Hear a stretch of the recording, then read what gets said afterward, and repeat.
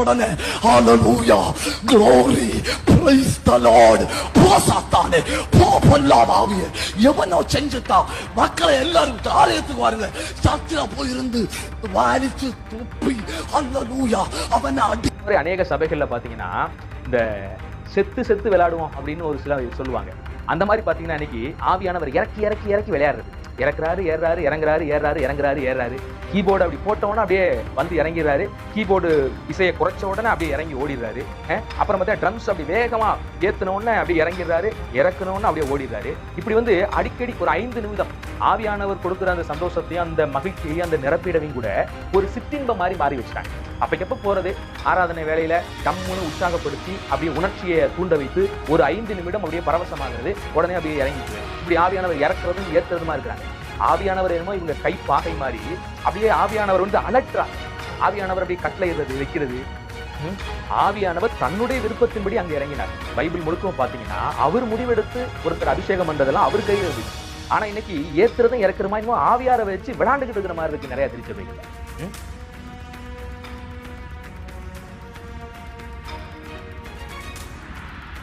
ஆண்டவர் இயேசு கிறிஸ்துவின் நாமத்தினாலே உங்கள் யாவருக்கும் அன்பின் நல்வாழ்த்துக்கள். இன்றைய திருச்சபைகள்ல பாத்தீங்கன்னா இந்த பவர்ஃபுல் பிரேயர் அப்படின்னு பாத்தீங்கன்னா ஒரு மாய வலை ஒன்றை வந்து அநேகர் பின்னி வச்சுக்கிட்டு இருக்கிறாங்க. அது என்ன பவர்ஃபுல் பிரேயர் அப்படின்னு கேட்டீங்கன்னா சத்தமா ஜெபிக்கிறது, ஒரு மாதிரி அக்ரெசிவா உடம்ப உலுக்கி ஜெபிக்கிறது. இதை வந்து பாத்தீங்கன்னா ஒரு பவர்ஃபுல் பிரேயர் அப்படின்னு நினைக்கிறாங்க. சபைகளே பார்த்தீங்கன்னா மைக்கை பிடிச்சிக்கிட்டு காது கிளிய கத்துறதை வந்து ஒரு பவர்ஃபுல் பிரேயர் அப்படிங்கிற மாதிரி இவங்க சிந்தனைகளில் போட்டு உருட்டிக்கிட்டு இருக்கிறாங்க. பைபிள் பவர்ஃபுல் பிரேயர் அப்படின்னு என்ன சொல்லுது அதை முதல்ல பார்க்கணும். ஒரு பவர்ஃபுல் பிரேயர் அப்படின்னா என்னது? சத்தம் போடுறதா, கத்துறதா, காது கிளியற மாதிரி ஏதாவது ஒன்று செய்யறதா, அமானுஷ்யமா உடம்ப உழுக்கிறதா, அல்லது ஏதாவது விதமா மக்களுக்கு முன்னால ஒரு வித்தியாசமா செய்யறதா, அமானுஷ்யமா ஏதாவது நடந்து கொண்டதான்னு கேட்டீங்கன்னா அது கிடையாது. கத்துறதோ, கூப்பாடு போடுறதோ, அல்லது மைக்கை வச்சுக்கிட்டு காது கிளியற லெவலுக்கு வந்து சத்தம் போடுறதோ, அக்ரெசிவா நடந்து கொள்றதோ, உடம்ப உழுக்கிறதோ, அது வந்து ஒரு பவர்ஃபுல் பிரேயர் அப்படின்னு சொல்ல முடியாது. உண்மையாவே நீங்க ஒரு நல்ல ஜெபம் பண்ணணும்னா உங்க ஜெப நேரத்துல, அதாவது நம்ம ஆண்டவர்கிட்ட பேசுறது தான் ஜெபம். ஆண்டவரிடத்திலே நாம் பேசுகிறது ஜெபம் அப்படிங்கிறோம். முதலாவது ஜெபிக்கும் போது நம்ம யார்கிட்ட பேசிக்கிட்டு இருக்கிறோம் அப்படிங்கிற ஒரு சிந்தனை நமக்குள்ள வரணும். அப்படி ஒரு சிந்தனை உங்களுக்குள்ள வந்து நீங்க ஜெபிச்சீங்கன்னா உண்மையாகவே அது ஒரு பவர்ஃபுல் பிரேயராக இருக்கும். அநேகர் வந்து ஜெப நேரங்கள்ல பாருங்க, அதுவும் மெயினா அந்த பெந்தகோஸ்தே சபைகள்ல பாத்தீங்கன்னா யாருக்கிட்ட ஜெபிச்சுக்கிட்டு இருக்கிறோங்கிறது தெரியாம ஒரு மாதிரி அக்ரெசிவானது. ஓ ஆண்டவரே, ஓ நம்ம யாருக்கிட்ட பேசிக்கிட்டு இருக்கோம் சற்று சிந்திக்கணுமா இல்லையா? நம்மை விட ஒரு மூத்தவங்களோ அல்லது பெரிய அதிகாரியோ இருக்கும்போது நீங்க அவங்க கிட்ட ஒரு விண்ணப்பம் வைக்கும்போது எப்படி விண்ணப்பம் வைப்பீங்க? இப்படிதான் அநாகரீகமாக விண்ணப்பம் வைப்பீங்களா? இதை வந்து காலமா பாத்தீங்கன்னா ஏதோ ஒரு பவர்ஃபுல் பிரேயரு, வல்லமையான ஜெபம் அப்படிங்கிற மாதிரி கத்து கொடுத்துட்டாங்க. ஆனா நீங்க நடந்துக்கிற முறைமையை கடவுள் பார்த்தாருன்னா அதை அங்கீகரிப்பாரா அப்படிங்கறத நீங்க ஒவ்வொரு ஆவிக்குரிய பிள்ளைகளையும் சிந்திச்சு பார்க்கணும். நல்லா கவனிங்க. 1 சாமுவேலின் புத்தகம் 1ஆம் அதிகாரம் 13ஆம் வசனத்துல அன்னாள் போய் வேண்டுறாங்க. அன்னாள் ஜெபிக்கிறாங்க. அன்னாள் ஜெபிக்கும் போது உண்மையான ஒரு பவர்ஃபுல் பிரேயரை அவங்க பண்றாங்க. ஏன் தெரியுமா? அவங்க ஜெபம் உடனே கேட்கப்பட்டுச்சு. தானியேல் தன்னுடைய பாவங்களையும் தன் ஜனத்தாருடைய பாவங்களையும் அறிக்கையிட்டு அவர் ஜெபிக்கும் போது அவருடைய ஜெபம் உடனே கேட்கப்பட்டுச்சு. உடனே காபிரியேல் தூதருக்கு தேவன் கட்டளையிடுறாரு. அங்க பேசுகிற நிகழ்வை பார்க்கிறோம். இங்கேயும் அன்னாள் வாய் மட்டும்தான் அசையுது, இருதயத்துல வேண்டுதல் பண்றாளாம். பவர்ஃபுல் பிரேயர், உடனே அவள் ஜெபம் கேட்கப்படுகிறது. சாமுவேலை தேவன் கொடுக்கிற விஷயமாக நம்ம பார்க்கிறோம். அப்போ ஒரு பவர்ஃபுல் பிரேயர் அப்படின்னா என்னங்கிறத முதலாவது நம்ம ஆவிக்குரிய கண் கொண்டு பார்க்கணும். அக்ரெசிவா நடந்து கொள்வது பவர்ஃபுல் பிரேயர் கிடையாது. அதே மாதிரி அநேக சபைகள்ல பாத்தீங்கன்னா இந்த செத்து விளையாடுவோம் அப்படின்னு ஒரு சில சொல்லுவாங்க. அந்த மாதிரி பாத்தீங்கன்னா இன்னைக்கு ஆவியானவர் இறக்கி விளையாடுறது. இறக்குறாரு ஏறாரு இறங்குறாரு ஏறாரு இறங்குறாரு ஏறாரு. கீபோர்டு அப்படி போட்டவொடனே அப்படியே வந்து இறங்கிறாரு. கீபோர்டு இசையை குறைச்ச உடனே அப்படியே இறங்கி ஓடிடுறாரு. அப்புறம் பார்த்தா ட்ரம்ஸ் அப்படி வேகமா ஏத்துன உடனே அப்படியே இறங்கிடுறாரு, இறக்குன உடனே அப்படியே ஓடிடுறாரு. இப்படி வந்து அடிக்கடி ஒரு 5 நிமிடம் ஆவியானவர் கொடுக்கிற அந்த சந்தோஷத்தையும் அந்த மகிழ்ச்சியையும் அந்த நிரப்பிடவையும் கூட ஒரு சிற்றின்பம் மாதிரி மாறி வச்சுட்டாங்க. அப்பக்கப்ப போறது ஆராதனை வேலையில டம்முன்னு உற்சாகப்படுத்தி அப்படியே உணர்ச்சியை தூண்ட வைத்து ஒரு 5 நிமிடம் அப்படியே பரவசமாகிறது, உடனே அப்படியே இறங்கி போயிருது. இப்படி ஆவியானவர் இறக்குறதும் ஏத்துறதுமா இருக்கிறாங்க. ஆவியானவர் என்னமோ இவங்க கை பாகை மாதிரி அப்படியே ஆவியானவர் வந்து அலட்டுறாங்க. ஆவியானவர் அப்படியே கட்டளையிடுறது வைக்கிறது. ஆவியானவர் தன்னுடைய விருப்பத்தின்படி அங்க இறங்கினார். பைபிள் முழுக்கவும் பாத்தீங்கன்னா அவர் முடிவெடுத்து ஒருத்தர் அபிஷேகம் பண்றதெல்லாம் அவர் கையில இருந்துச்சு. ஆனா இன்னைக்கு ஏத்துறதும் இறக்குற மாதிரி ஆவியாரை வச்சு விளையாண்டுகிட்டு இருக்கிற மாதிரி இருக்கு நிறைய திருச்சபைகள்ல. வேதம் ஆவியில நிரம்போது எப்படின்னு காமிக்குதுங்கிறத யோசிக்கணும். நல்லா கவனிங்க. 1 ராஜாக்களின் புத்தகம் 18ஆம் அதிகாரம் 28ஆம் வசனத்தை வாசிக்கிற போதெல்லாம் இன்னைக்கு இந்த பெந்தகோஸ்தே சபையில நடக்கிற ஆவியானுடைய நிறைவு தான் எனக்கு ஞாபகம் வரும். அவங்க பாத்தீங்கன்னா தன்னுடைய கடவுள் பாகாலை இறக்குறதுக்காண்டி உரத்த சத்தமிட்டு கத்துறது. இன்னைக்கு அந்த திருச்சபைகளை பாத்தீங்கன்னா அந்த கடவுள் ஆவியானவர் இறங்குறாருன்னு போகும்போது உரத்த சத்தமிடுவாங்க.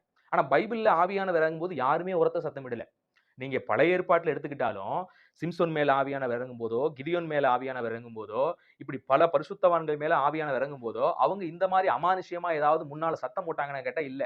அதே மாதிரி நீங்க அப்போஸ்தலர் நடவடிக்கைகள் எடுத்து வாசிக்கும் போதும் சரி, பல இடங்கள்ல ஆவியானவர் இறங்கும் போதும், அதுக்கு முன்னாடி இவங்க அக்ரெசிவா கத்தியிருக்கவே மாட்டாங்க. அவங்க பாட்டுக்கு அமைதியா பிரார்த்தனையில இருப்பாங்க. ஆவியானவர் இறங்கின நிகழ்வை தான் பார்க்கிறோம். ஆனா இவங்க என்ன பண்றது, அன்னைக்கு அந்த பாகால இறக்குறதுக்காண்டி இவங்க உரத்த சத்தம் விட்டாங்க பாத்தீங்களா?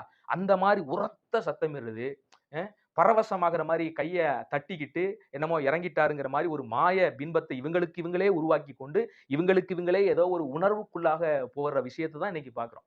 ஏன்னா அன்னைக்கு ஆவியானவர் உள்ள வரும்போது சாட்சியுள்ள வாழ்க்கையை தந்தாரு, தெய்வீக அன்ப குடுத்தாரு, அவங்க ஆக்கப்பூர்வமான காரியத்த செய்ய வச்சாரு.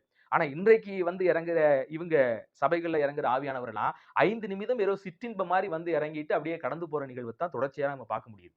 அங்க பார்த்தீங்கன்னா 1 ராஜாக்கள் புத்தகத்துல பாகால கூப்பிட்டு போராடி கத்தி கூப்பாடு போட்டு உடம்ப கீறிக்கிட்டு இப்ப எப்படி இந்த இசை வாசித்து அங்க இறக்குறாங்கல்ல நம்ம சபைகள்ல அதே மாதிரி அங்கேயும் பாத்தீங்கன்னா இசை வாசித்து இறக்குவாங்க. அதையும் இதையும் தட்டி பாக்குறாங்க, கூப்பாடு போடுறாங்க, ஒண்ணுக்கு அங்க இறங்கல.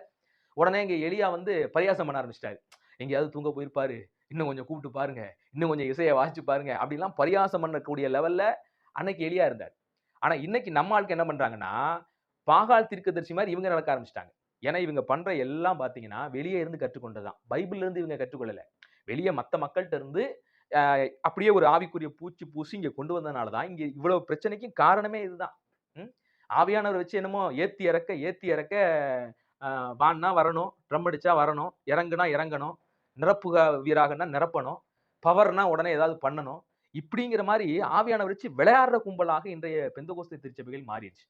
தயவு செய்து இப்படிப்பட்ட விஷயங்கள் இருந்து திருச்சபை மக்கள் விடுபடணும் என்பதை கேட்டுக்கொள்றேன்.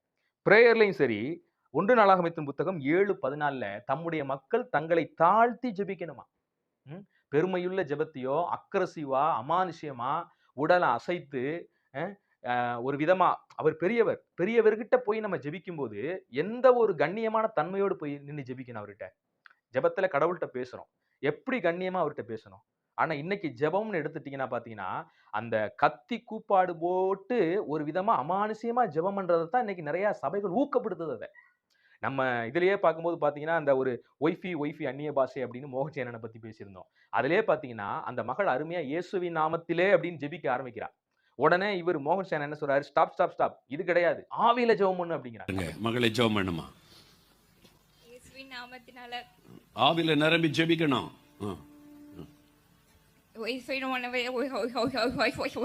ஓகே, நீ ஜெபம் பண்ண, இயேசுவின் நாமத்தை சொல்லி ஜெபி. இயேசுவின் நாமத்தினால ஆவியில நிரம்பி ஜெபிக்கணும். என்ன தூண்டி விடுறாருன்னா ஒரு விதமா அம்மா ஷாக்கர் அப்படிங்கிற ஒரு மாறி கொண்டு வர்றதை தான் ஆவியானுடைய ஃபீலிங். அதாவது இவங்களா அப்படி செய்யணும்னு விரும்புறாங்க. ஆவியானவர் இறங்கி அப்படி செஞ்சுட்டா பிரச்சனை இல்லை. ஆனா இவங்களா என்ன செய்யறாங்க, தன்னிச்சையாக அப்படி ஒரு பின்பத்தை உருவாக்கி அப்படித்தான் மக்கள் மத்தியில கற்றும் கொடுக்குறாங்க. அந்த வேலையை மோகன் என்ன செஞ்சார் அந்த இடத்துல. அந்த மகள் அருமையா இயேசுவின் நாமத்திலே ஜெபிக்க வரும்போது இல்ல ஆவியில நிரம்பி ஜெபம் பண்ணு, அவர் ஜெபம் பண்ற மாதிரி உட்டக்கா டப் அட்டக்கான்னு ஆரம்பிச்சிருந்தாருன்னா ஓகே விட்டுருப்பாரு. அப்ப எந்த அளவுக்கு இன்னைக்கு மாய்மாலத்தன்மைகள் நிரம்பி இருக்குன்னு தேவ பிள்ளைகள் சிந்திச்சு பார்க்கணும். அப்ப தேவ பிள்ளைகள் தேவனிடத்துல ஜெபிக்க போகும்போது தங்களை தாழ்த்தி முதலாவது ஜெபிக்க கத்துக்கறணும். யாருகிட்ட பேசிக்கிட்டு இருக்கிறோம், ஜெபத்துல கடவுள்கிட்ட பேசுறோம். அப்ப எவ்வளவு பெரிய தேவன்கிட்ட, மகத்துவமான தேவன்கிட்ட, அண்ட சராசரத்தையும் படைத்தாளுகிற தேவன்கிட்ட பேசுகிறோம்ங்கிற நினைவோடு கூட பேசணும். அப்படி பேசணும்னா நம்ம ஜெபம் உண்மையான பவர்ஃபுல் ஜெபமா இருக்கணும். ஜெபம் பண்ணும்போது சில விஷயங்களை மறந்துடக்கூடாது. மத்தேயு 6:5ல மனுஷர் காண வேண்டும் என்று நாம என்ன செய்யக்கூடாது, மனுஷன் பார்க்கிறான் அப்படிங்கிற எண்ணத்தோடு ஜெபம் பண்ணக்கூடாது. ஏன்னா நம்ம ஜெபத்தை பூரா கடவுள் கேட்கணும் தான் ஜெபம் பண்றோம். ஆனா இன்னைக்கு ஜெபம் நீங்க தனியா ப்ரேயர் பண்றது வேற, எல்லாருக்கும் முன்னால ப்ரேயர் பண்றது வேற. தனியா ப்ரேயர் பண்ணும்போது நீங்க வாட்டுக்கு அமைதியா தேவன்கிட்ட ஜெபிக்கலாம், தப்பே கிடையாது.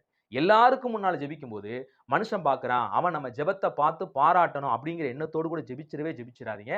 அந்த ஜெபம் ஒரு பவர்ஃபுல் ஜெபமாக இருக்காது. அடுத்து மத்தேயு 6:7ல வீண் வார்த்தைகளை அலப்புகிற ஜெபம். என்றைக்குமே ஜெபம் பண்ணும்போது வீண் வார்த்தைகள் அலப்பக்கூடாது. ஆண்டவர்ட்ட எல்லாமே தெரியுங்க. சிலர்லாம் ஜெபம் பண்ணும்போது வந்தது, உட்கார்ந்தது, போனது எல்லாம் போட்டுக்கிட்டு ஜெபத்துல இது பண்ணுவாங்க. நேரத்த கடத்திக்கிட்டு இருப்பாங்க. அப்படி நம்முடைய ஜெப வாழ்க்கை இருக்கக்கூடாது. கருத்தோடு கூட தேவ சமூகத்துல ஜெபிங்க. இடைவிடாமல் ஜெபிக்கலாம். இடைவிடாம இப்படி உட்கார்ந்து 24 மணி நேரம் ஜெபிக்கிறது இல்ல. ஆவியில எப்போதும் தேவனிடத்துல கருத்தோடு கூட ஜெபிக்கிற விஷயத்தை குறித்து தான் வேதம் சொல்லுகிறது. ஆவியில ஜெபிக்கிறது என்றால் என்ன? நேரம் ஒதுக்கி முழங்கால் படியிட்டு ஜெபிக்கிற ஒரு ஜெப முறை ஒண்ணு இருக்குது. ஆவியில ஜெபிக்கிற முறை வந்து நீங்க எல்லா நேரத்திலும் தேவனுடைய பேசிக்கிட்டே இருக்கலாம்.